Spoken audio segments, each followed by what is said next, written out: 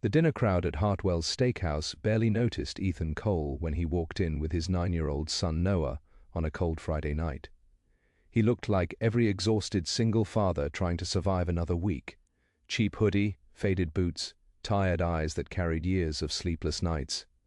Noah sat across from him in the booth, excitedly talking about a school science project, while Ethan listened carefully, smiling in the quiet way fathers do when their entire world sits right in front of them. Most people in the restaurant saw an ordinary man struggling to hold life together. Nobody saw the discipline in the way he scanned every entrance without thinking. Nobody noticed how his back always faced the wall so he could watch the room. Nobody recognized the habits built by years spent doing dangerous work for people who operated in shadows instead of headlines. Ethan had once been part of a private recovery unit contracted by government agencies and corporations to extract kidnapped civilians from hostile regions overseas. Officially, those operations never existed. After one mission ended with innocent casualties, Ethan disappeared from that world forever. Then Noah's mother died from cancer 2 years later, leaving Ethan with only one purpose left, being a father. "Dad, can we still get dessert if I finish my vegetables?" Noah asked hopefully. Ethan chuckled softly. "You ask that every single time, because sometimes it works." Ethan shook his head, pretending to think about it seriously. "We'll negotiate after dinner." Noah grinned proudly like he'd already won. Across the restaurant, near the front windows, a young waitress named Claire struggled with a table of 3 wealthy men already drunk and getting louder by the minute. Expensive watches, designer suits. The kind of confidence money gave people who had never been told no in their lives. Claire remained professional while taking their order, but the men kept making comments that made her visibly uncomfortable. One reached out and touched her wrist while laughing. She quickly pulled away. Ethan noticed instantly. Years of training had wired his brain to recognize tension before most people realized danger existed.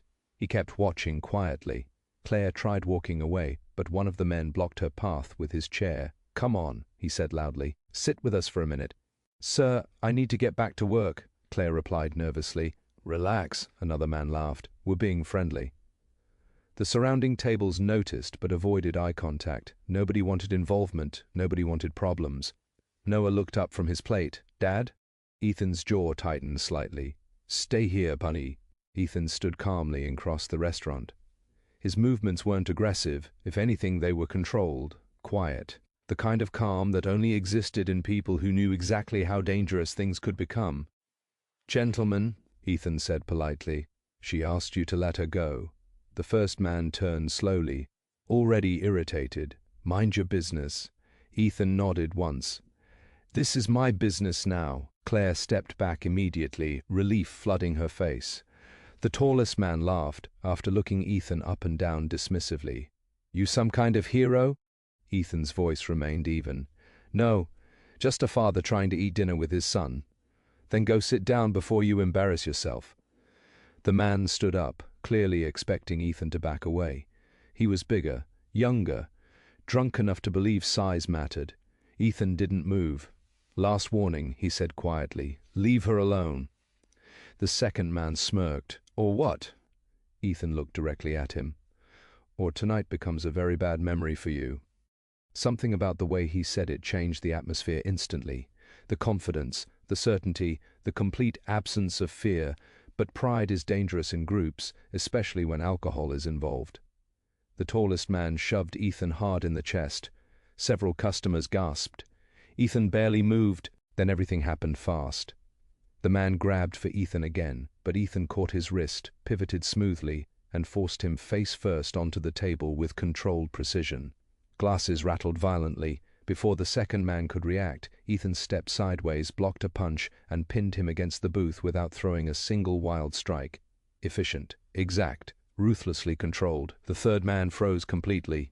Ethan looked at him calmly, while holding the other man immobilized. "You still want to continue this?" The man shook his head immediately. Ethan released both men slowly and stepped back. "Then take your friends and leave."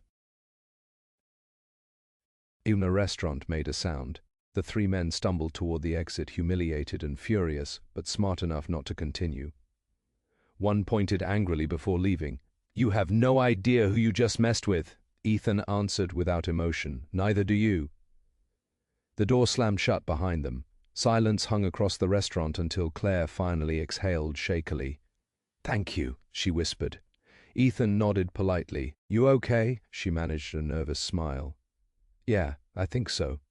The restaurant manager rushed over, apologizing repeatedly, but Ethan simply returned to his booth like nothing extraordinary had happened. Noah looked at him, wide-eyed. "Dad, that was insane." Ethan sighed. "Language. Sorry, but seriously, you fought like movie people." Ethan sat down slowly. "I spent a lot of years learning how to handle bad situations." Noah stared curiously. "Like military?" Ethan paused for half a second too long. "Something like that." 20 minutes later, just as they finished dessert, 2 black SUVs stopped outside the restaurant. Ethan noticed immediately through the window. His expression changed. Small, almost invisible, but enough. 4 men in dark suits entered calmly. Not police, worse, professional. The leader scanned the room before locking eyes with Ethan. "Mr. Cole," he said respectfully, "we need a word." The restaurant grew tense again. Noah looked confused. "Dad?" Ethan remained seated. "It's okay," but it clearly wasn't. The suited man approached carefully. "We've been trying to locate you for months." Ethan's face hardened slightly. "I'm retired." "We know, but this situation is different." Ethan stood now, placing himself slightly between Noah and the men without even thinking about it. "I said no more jobs." The man lowered his voice. "A former extraction asset from your old unit was captured yesterday in Istanbul. The team sent after him is already compromised." Ethan looked exhausted suddenly, like a man watching ghosts return. "That life is over." "Maybe for you," the man replied carefully, "not for the people still trapped in it." Noah quietly looked between them. "Dad!" "Who are these people?" Ethan closed his eyes briefly before kneeling beside his son. Noah nodded slowly. "Were you like a soldier with no happiness in it?" "Something close." Claire and half the restaurant watched in stunned silence as the suited man placed a file on the table. Photos, maps, security images. Ethan barely glanced at them before pushing the file away. Straight. "Funny." Voice became colder now. "That's exactly why I left." The suited man hesitated before speaking again. "The captured operative has a daughter." Ethan looked up instantly. 6 years old. Silence. Noah watched his father carefully. He could almost see the war happening inside him. Ethan had spent years burying the man he used to be, the operator, the weapon, the ghost people called when situations became impossible. But now another child might lose a parent the same way Noah almost had so many times before. Ethan stared at the file for several long seconds before finally speaking. 3 days, he said quietly. "I go in, I bring him home, and then you never contact me again." Relief crossed the suited man's face immediately. "Understood." Noah looked nervous now. "Dad, are you leaving?" Ethan crouched beside him again. "For a little while, buddy. Is it dangerous?" Ethan forced a reassuring smile. "Not if I do my job right." Noah hugged him tightly without another word. Ethan closed his eyes during the hug, holding on to the only thing that still made him human after everything he'd seen. Around them, the restaurant remained completely silent because everyone finally understood the truth. The tired single dad sitting quietly in the corner booth wasn't ordinary at all. He was the kind of man governments buried in classified files. A man trained for violence who wanted nothing more than peace. But sometimes the past doesn't stay buried. Sometimes it comes back looking for you in the middle of dinner while your son eats chocolate cake across the table. Ethan stood slowly, picked up the file, and looked toward the rain falling outside the restaurant windows. Then he said the words that made even the suited men uneasy. "If this goes bad," he said calmly, "pray for the people on the other side of that door."